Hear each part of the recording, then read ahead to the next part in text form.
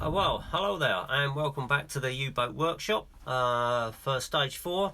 From the front, a little bit of film there of the boat. You'll see we've come quite a long way since the last stage, and we've managed to finish obviously both hulls, and we completed all the little fittings on the deck, and put in all the various bits and pieces, the control surfaces. We've even put in the WTC for the customer's boat and linked up all the control surfaces. Now I've also got some navigation lights that I've put on, and at the moment they're just sort of sticking out here at the moment, and I'll put them back in obviously and set them properly once we've painted the whole hull, but we'll show you how that works in a minute. Yeah, we've come such a long way, and it's kind of great that we've been able to do what we have done, considering the weather has changed quite a bit since we started. So what I'll do is I'll just turn the camera around and we'll have a look, see what we've done inside. Right, as we can see, we finished obviously the brass etch decking here, and we've attached the conning tower to the upper deck using these M4 studs, which we've glassed into the conning tower, and I'll show you how that sort of comes off in a minute. Now we've got a little bit of wiring here which we've had to set in to do the navigation lights, and you see they're threaded through there, each with a resistor on each little line for each LED. Now there's the float switch, which when the boat dives, the float switch operates and turns the navigation lights on and off, and we'll show you that in a minute. And then we also have a waterproof connector here which connects up to the main battery. Now also we've got the WTC here, which we've done a little bit of work to, and we've I'm not sure whether you can see that or not, but what I've done here is I've actually installed a remote switch here and a fuse on the main power line, and that remote switch allows you to turn once the battery's connected, allows you to turn the boat on and off without actually opening up the top of the boat, which is a bit of a pain in the neck. I'll just unscrew these and show you exactly what's been going on with the conning tower.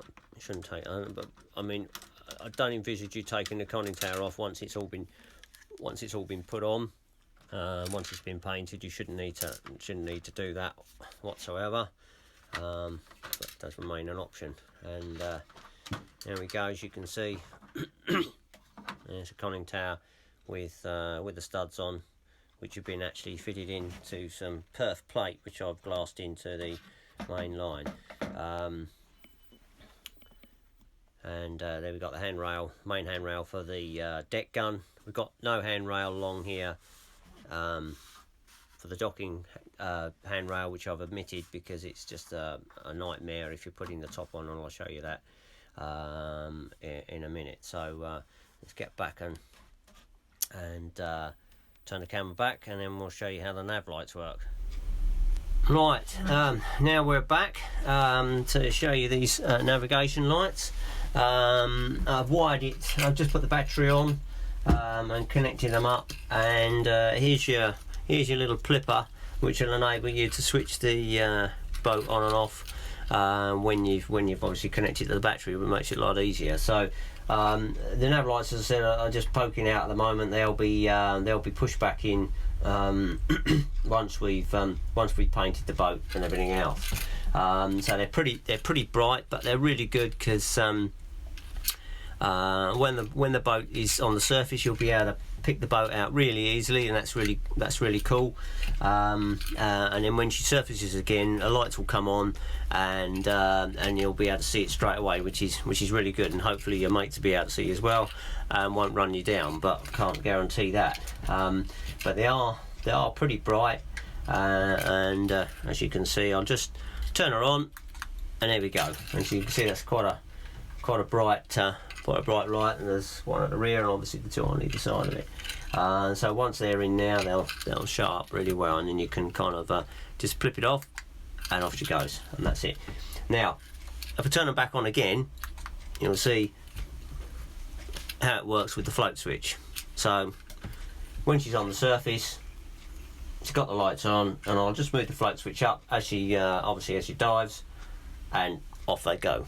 And the same thing is when you dive again, or when you surface again, on they come on again, which is really cool, and it alleviates you having to have a problem with having something on the transmitter, which is ideal. The other thing, I could turn that off, is that it'll have a pop-up periscope. This is made out of a very thin aluminium tube with a cork on the end of it. I know it sounds pretty low tech, but low tech is sometimes pretty good. No messing about, and that'll go in, fit in there. And when she dives, the periscope will pop up and give you that visualisation that you need to see the boat when it's on the surface, and you'll get that, on a really calm day, that glassy water. You'll get that lovely wake from the periscope, which is great, which is what we're all looking for. So there's that. So what we've got to do then in stage 4 is to fit the WTC in now, which that's pretty good. I'll be working on this is hull 2 now, which is the customer's boat. I won't do any more now to the other boat, obviously, because that's kind of finished now. Apart from putting WTC on, I won't do anything about that now. That's kind of finished. We'll leave that now and concentrate on this, finishing this boat off now. Fit the WTC and connect up all the control surfaces to the dive planes, etc., and the couplings. And then we're going to give it a coat of paint, and probably have a light grey the top half, and a dark grey, obviously sea grey, on the bottom, and that tends to work really well. And hopefully we can get that done, and then we'll be doing a little bit of weathering after that, which will kind of bring it to life, which will be absolutely excellent. I mean, you can see I've already primed all this. I mean, if you like, you could. I basically, what I do with the brass is I kind of rub it down, clean it off with acetone, and then spray it with red oxide or something like that. And for me, that kind of works okay. But if you want to go a bit further than that, and you prefer to use something a bit more, a bit more sort of permanent, maybe something like that, you might want to use an etch primer or something like that to coat that before you paint it. But I've not had that many problems with the paint finish like that, providing it's all cleaned.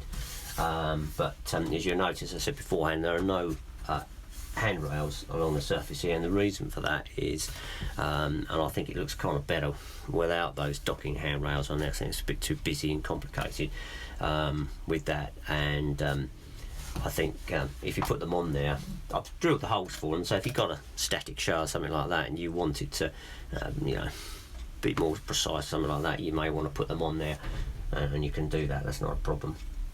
But I tend not to have them on, because when you're fitting this on, as you can see here, you've got to position this on, and you'll be using your hands to fit this onto the deck, and these handrails will be in the way, and more or less you're probably going to end up by trashing them or something like that when you take it out of the lake, which you don't want to keep doing, although it looks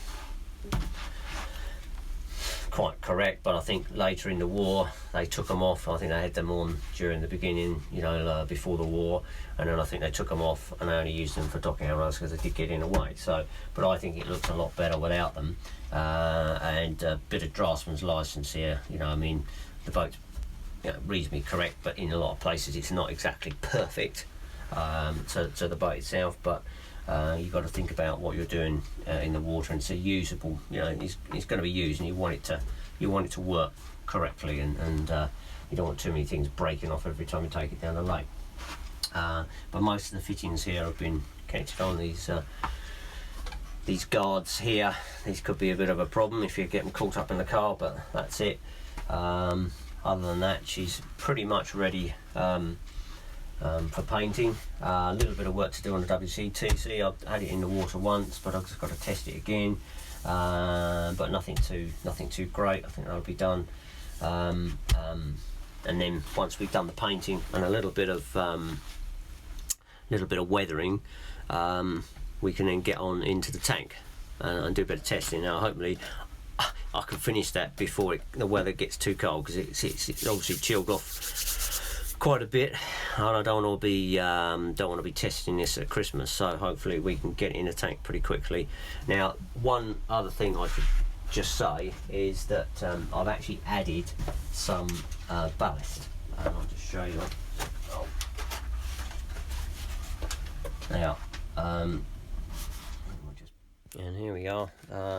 What I've done is I've used some sort of lead ballast pellets. I mean, I'm not sure whether they are lead now. I think they're sort of more sort of graphite and zinc or something like that for environmental reasons. But divers use them a lot, so you can buy them either in pouches or loose.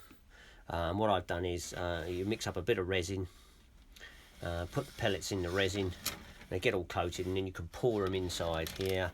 And they once they've set, they all stick together, and you can sort of make up quite a bit of different shapes and things like that, so you don't have to be confined to using sort of lead strips, which are a bit of a pain in the neck.